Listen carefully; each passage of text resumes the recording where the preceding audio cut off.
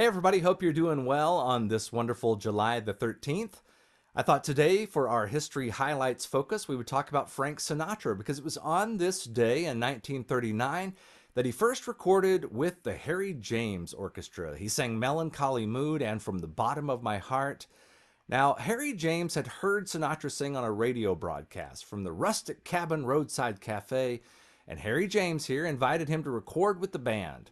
Sinatra's first radio broadcast was actually with the Hoboken Four, also known as Frank Sinatra and the Three Flashes, on the Major Bowes Amateur Hour Talent Competition, September the 8th, 1935, in the Group 1. But Tommy Dorsey saw Sinatra perform with the James Band and hired the young man away to perform with the Tommy Dorsey Orchestra. In 1942, though, Sinatra left Dorsey, making his solo debut in New York City on December the 31st of 1942. And from the outset of his solo career, Sinatra was a teenage heartthrob. He had such an innate musicianship that allowed him to remain faithful to a song's lyrics and feel while deftly infusing it with his own touch of jazz phrasing. He was known as the chairman of the board, and Sinatra was almost as much admired for his professionalism as he was for his undeniable talent. The more than half a century span of Sinatra's singing career afforded a broad range of audiences the opportunity to develop a great appreciation for his music.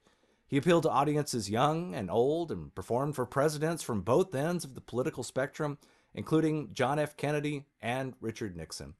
Throughout Sinatra's career, many great composers wrote songs specifically for him. Julie Stein collaborated with lyricist Sammy Cahn to write ballads for Sinatra. Stein wrote songs for the Sinatra film Anchors Aweigh in 1945.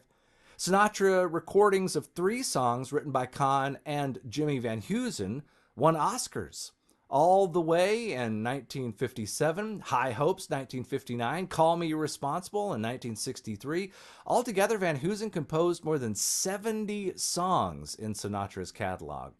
Sinatra began to work in film in the 1940s, first in musicals and then as a dramatic actor. He won an Academy Award for his performance in From Here to Eternity in 1953.